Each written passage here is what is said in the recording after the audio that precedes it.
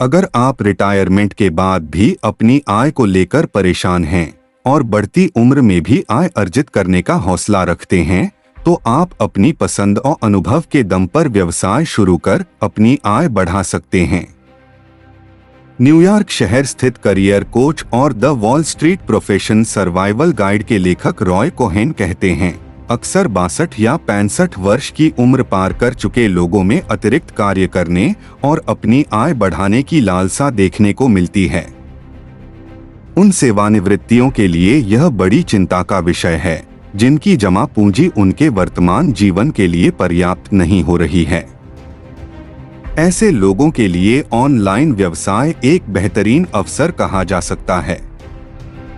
आप घर से बाहर निकले बिना इस उम्र में भी आय अर्जित कर सकते हैं। हालांकि सेवानिवृत्ति काल में अपने अनुकूल सही ऑनलाइन व्यवसाय तलाशना होगा जो आपकी रुचियों और दक्षता पर खरी उतरे। इसके लिए हम आपके सामने 9 विकल्प रख रहे हैं। आप देखिए कि आप इनमें से क्या कुछ कर सकते हैं। Fitness trainer. अगर आपने अपने करियर में कभी सेहत अथवा एथलीट्स इंडस्ट्री में कार्य किया है, तो आप अपने सालों के अनुभव और ज्ञान को विकसित कर सकते हैं।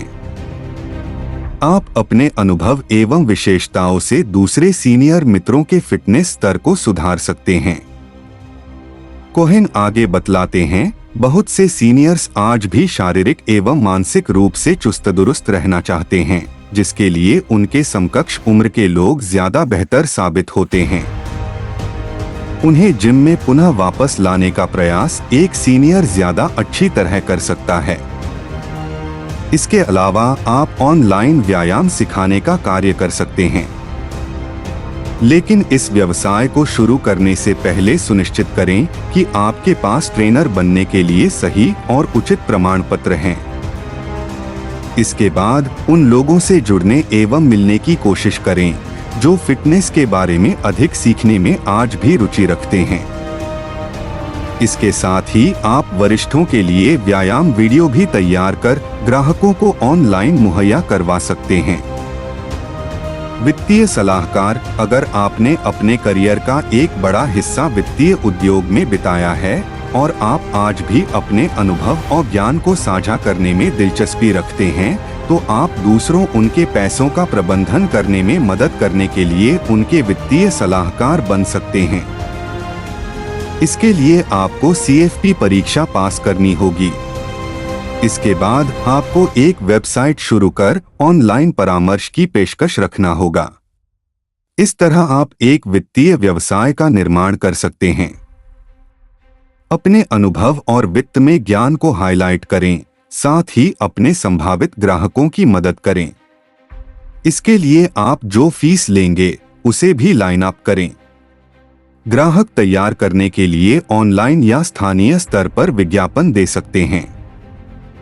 अपना खाद्य व्यवसाय शुरू करें। यदि आपने अपने करियर में शेफ या कैटरर के रूप में काम किया है अथवा इस क्षेत्र में भोजन बनाने का अनुभव है, तो आप इस क्षेत्र में एक अच्छा व्यवसाय शुरू कर सकते हैं।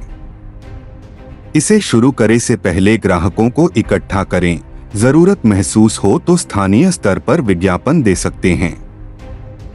खाद्य सामग्री बनाते और ग्राहकों को वितरित करते समय अपने क्षेत्र में स्वास्थ्य कोड और सुरक्षा प्रोटोकॉल का पालन करना सुनिश्चित करें। विंटेज आइटम बेचें। यदि आपके पास बहुत सारे संग्रहणीय एवं अनमोल वस्तुएं हैं और आपके पास उन्हें रखने के लिए पर्याप्त स्थान नहीं है, तो आप उन्हें ऑनलाइन बिक्री के लिए रखने पर विचार कर सकते हैं। आप उन सामानों के लिए आसपास के स्थानों को भी ब्राउज कर सकते हैं जिनमें खरीदारों की रुचि हो सकती है। विंटेज बेचने के लिए कुछ समय की आवश्यकता होती है। आप ऑनलाइन एक दुकान स्थापित कर सकते हैं। इससे पूर्व आप पुरानी और यादगार वस्तुओं पर एक ब्लॉग शुरू करें, उस पर वीडियो बनाकर उसे सही सोशल मीडिया और YouTube पर डालकर उसे सही तरह से मूल्यांकित करवा सकते हैं। इससे अमुक वस्तु की मांग और मूल्य दोनों बेहतर हो सकते हैं। परामर्श। यदि आप लंबे समय तक किसी विशिष्ट उद्योग में काम कर चुके हैं और उस क्षेत्र विशेष पर अपना ज्ञान साझा कर सकते हैं, तो आप इसे एक सफल व्यवसाय का रूप भी दे सकते हैं। उत्तरी कैरोलिना के केरनरविले में प्रॉफिट ऑटोमेशन कोच डोरेसा इब्राहिम कहती हैं, करियर को आजीवन कंसल्टेंसी में तब्दील करने की अनंत संभावनाएं हैं। उदाहरण स्वरूप, एक सेवानिवृत्त शिक्षक नए शिक्षकों को अपनी कक्षा का प्रबंधन करने, प्रभावी योजनाएं बनाने, छात्रों की सफलता प्रतिशत को बढ़ाने में मदद कर सकता है। इस संदर्भ में एक वेबसाइट बनाएं और इच्छुक संपर्कों को फोन अथवा वीडियो परामर्श प्रदान करें। लेखक और ब्लॉगर रिटायर्ड लोगों के पास बहुत से थॉट्स और अनुभव होते हैं।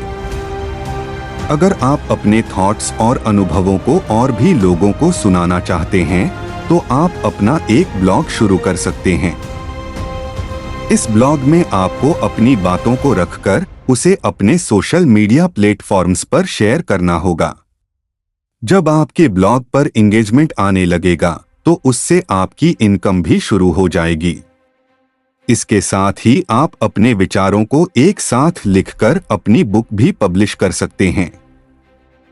इन्वेस्टमेंट एडवाइजर, कई लोग रिटायरमेंट के बाद इन्वेस्टमेंट एडवाइजर बनकर भी अच्छी कमाई करते हैं। इसका कारण है कि रिटायर्ड लोगों के पास सालों का फाइनेंशियल एक्सपीरियंस होता है। आप लोगों को म्यूचुअल फंड, स्टॉक, बॉन्ड, जीवन बीमा योजना, रियल एस्टेट जैसे सभी इन्वेस्टमेंट के बारे में एडवाइस दे सकते हैं।